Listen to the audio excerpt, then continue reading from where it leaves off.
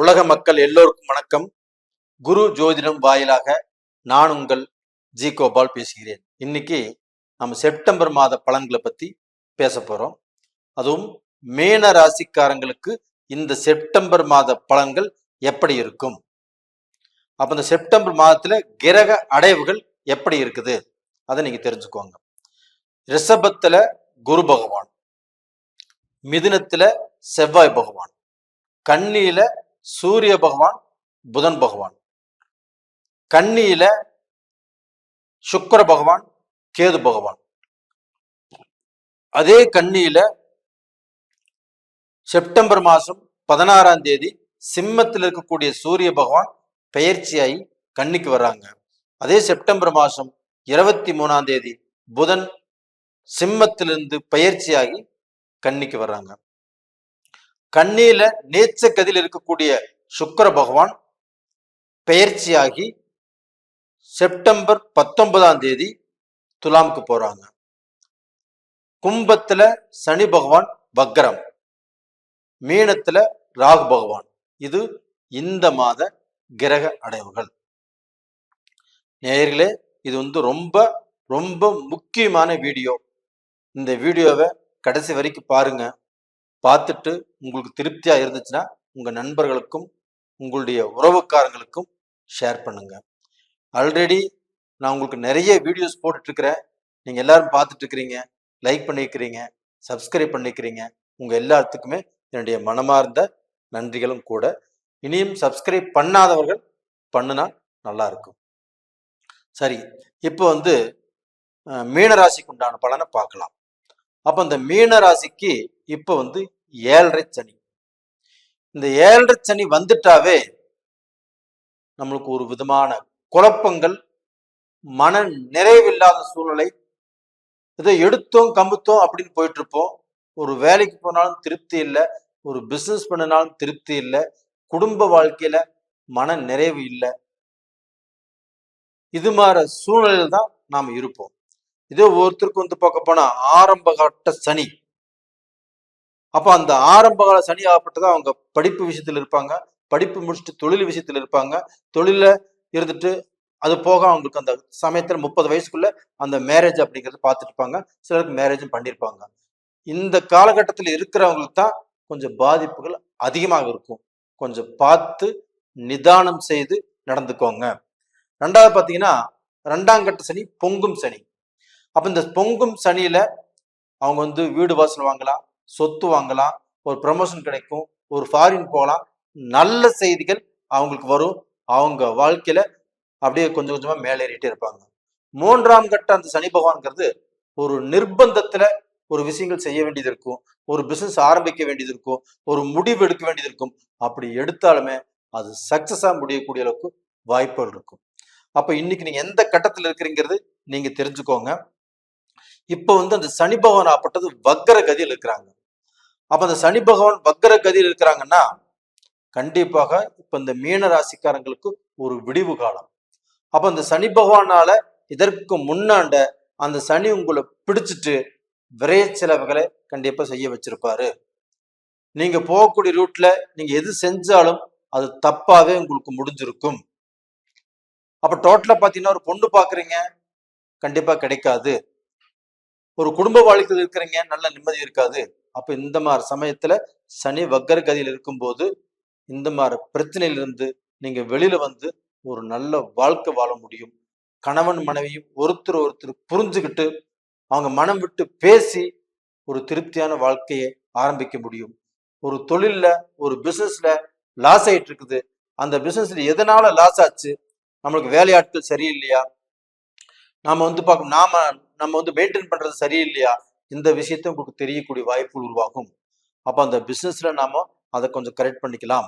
அப்ப வேலை விஷயத்துல நம்ம டென்ஷனா இருப்போம், நம்மளுக்கு பாஸ் சரியில்லாம இருப்பாங்க, சூப்பர்வைசர் சரியில்லாம இருப்பாங்க.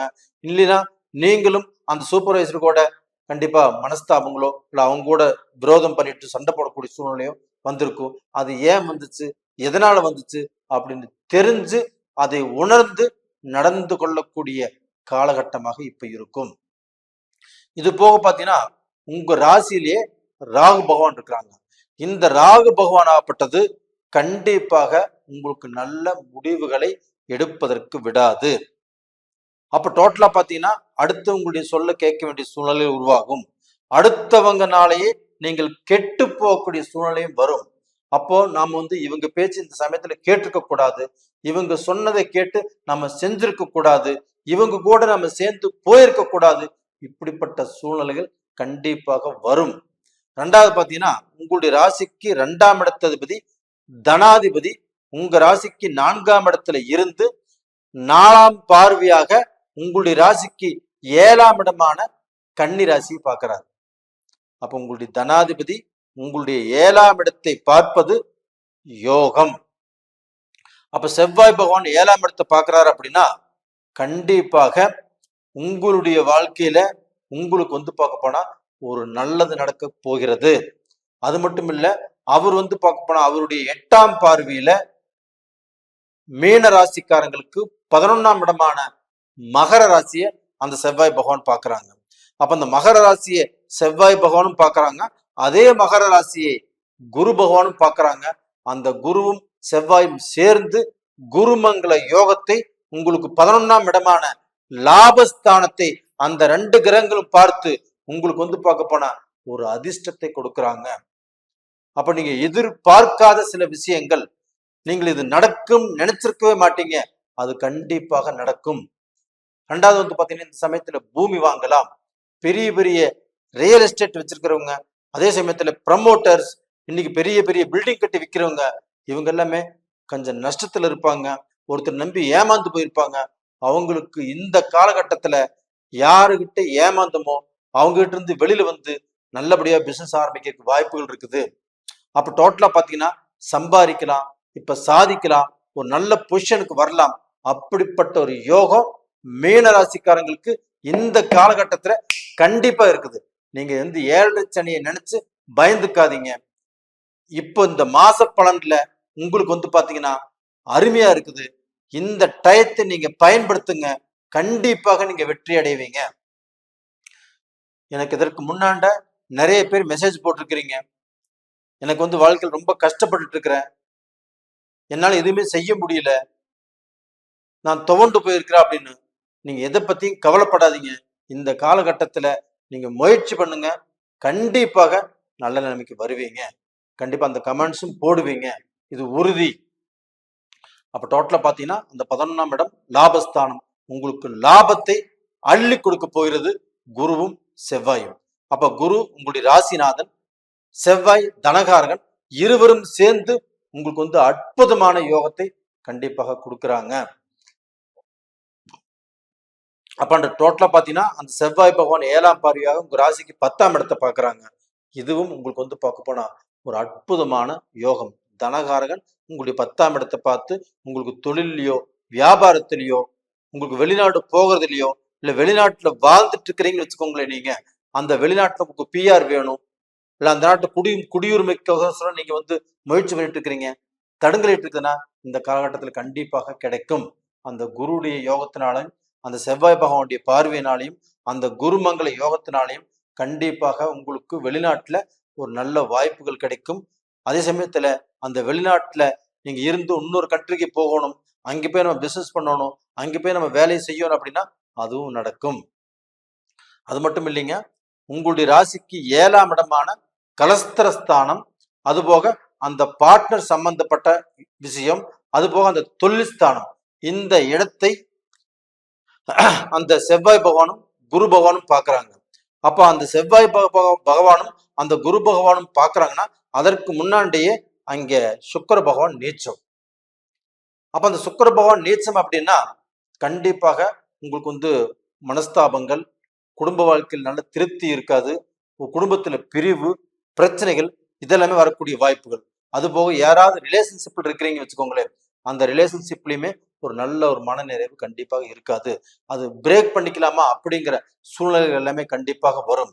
ஆனா அந்த மாதிரி சூழ்நிலை வந்தாலுமே நீங்க பயந்துக்க வேண்டாம். ஏன்னா குரு பகவான் பாக்குறாரு அந்த 7ஆம் இடத்தை, அந்த கன்னி ராசியை செவ்வாய் பகவான் பாக்குறாரு.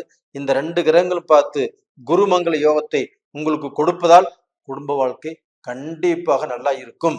மீனராசியில் பிறந்தவங்களுக்கு இந்த செப்டம்பர் மாதத்தில் கண்டிப்பாக அவரவர் வாழ்க்கையில அவங்கவுங்க சந்தோஷமா இருப்பீங்க. எந்த பிரச்சனையாக இருந்தாலும் ஒரு 3வது மனுஷன் சப்போர்ட்னால கண்டிப்பா உங்களுக்கு தீரும். இல்லை நீங்களே பேசி தீர்த்துக்குவீங்க. இதற்குண்டான வாய்ப்புகள் நிறைய இருக்கிறது. 2வது பாத்தீங்கன்னா அந்த இடத்துல புதன் பகவான் ஆட்சி உச்சமாகறாங்க. அந்த புதன் பகவான் ஆப்பட்டது கேதுவோடு சேர்றாங்க. அந்த கேதுவுடைய தோஷத்தை கண்டிப்பா தோஷம் கழியுது. குரு பகவான் பார்த்துமே அந்த கேதுவுடைய தோஷம் கழிகிறதுனால கண்டிப்பாக அந்த 7ஆம் இடம் சுத்தமாகிறது. அந்த 7ஆம் இடம் வலுவாகிறது. அந்த 7ஆம் இடம் வலுவாவதனால மீனராசிக்காரங்களுடைய வாழ்க்கையில ஒரு நல்ல அந்தஸ்து, நல்ல திருமணம், நல்ல குடும்ப வாழ்க்கை, நல்ல தொழில், பார்ட்னர்ஷிப்ல நீங்க தொழில் செஞ்சுட்டு இருந்தாலுமே அந்த பார்ட்னர்ஷிப் ஆகப்பட்டது உங்களுக்கு மீண்டும் மீண்டும் வளரக்கூடிய அளவுக்கு வாய்ப்புகள் இருக்குது. இதுல பெண்களை பார்ட்னராக வச்சிருந்தாலும் சரி, ஆண்கள் பார்ட்னராக இருந்தாலும் சரி, இவங்க எல்லாத்துக்குமே நல்ல வாழ்க்கை தான். அப்ப டோட்டலா பாத்தீங்கன்னா உங்களுக்கு இப்போ மோசமான சூழல் இருக்கிறது என்னன்னா, இந்த ராகு உங்க ஜென்மத்தில் இருப்பது மட்டும்தான். அப்ப அந்த ராகு ஜென்மத்தில் இருந்து உங்களுக்கு ஆசைகளை தூண்டிவிடும். யாரு கூடயாவது சேர்ந்து தப்பு செய்ய வைக்கும். அதை மட்டும் கொஞ்சம் கேர் பண்ணிக்கோங்க. இந்த 7.5 சனியில் இருக்கிறவங்க அந்த சனி பகவான் உங்களை பெருசா பாதிக்க மாட்டாரு. இந்த மாதத்தில் இருக்கக்கூடிய அந்த கிரக அடைவுகள் உங்களுக்கு நல்லா இருக்குது. அந்த சனி பகவானும் வக்கர கதியில் இருக்கிறாங்க. அதனால பயமே தேவையில்லை. நீங்க வளர்ச்சி அடைவீங்க. நீங்க நல்ல நிலைமைக்கு வருவீங்க. அதனால பாத்தீங்கன்னா இந்த சமயத்துல நீங்கள் வணங்க வேண்டிய தெய்வம் செவ்வாய் பகவான். அந்த முருகப்பெருமானை கண்டிப்பா திருச்செந்தூரில் இருக்கக்கூடிய அந்த முருகப்பெருமானை கண்டிப்பாக வணங்கி வாங்க. கண்டிப்பாக நல்லா இருப்பீங்க. நேயர்களே, இந்த பதிவு பிடிச்சிருக்குன்னு நினைக்கிறேன். பிடிச்சிருந்தா லைக் பண்ணுங்க, சப்ஸ்கிரைப் பண்ணுங்க. இது போக இந்த இந்த ராசியில பிறந்தவங்க வயதானவர்கள் இருப்பாங்க. இல்லைன்னா ஒரு வேலைக்கு போயிட்டு ரிட்டையர்ட் ஆயிட்டு நம்ம என்ன பண்ணலாம், நாம எது செஞ்சா நல்லா இருக்கும் அப்படிங்கிற குழப்பத்தில் இருப்பாங்க. இந்த மாதத்துல அவங்க பார்க்க போனா ஒரு பிசினஸ் பண்ற மாதிரி இருந்தாலும் சரி, ஏதாவது ரூபத்துல ஒரு 10 ரூபா நம்ம ஒரு பிசினஸ்ல இறக்கி அதுல நம்ம ஏதோ வருமானம் பார்க்கணும்னு நினைச்சாலும் சரி, தாராளமாக செய்யலாம். அதுவும் உங்க ஜென்ம ஜாதகம் ஸ்ட்ராங்கா இருக்குதான்னு பார்த்துக்கோங்க. ஒன்றும் தவறு இல்லை. அப்ப டோட்டலா பாத்தீங்கன்னா இந்த பதிவு உங்களுக்கு பிடிச்சிருக்குன்னு நினைக்கிறேன். பிடிச்சிருந்தா லைக் பண்ணுங்க, ஷேர் பண்ணுங்க, உங்க நண்பர்களுக்கும் அதை அனுப்பிச்சு வைங்க. உங்களிடமிருந்து விடைபெறுவது உங்களின் ஜி கோபால். நன்றி, வணக்கம்.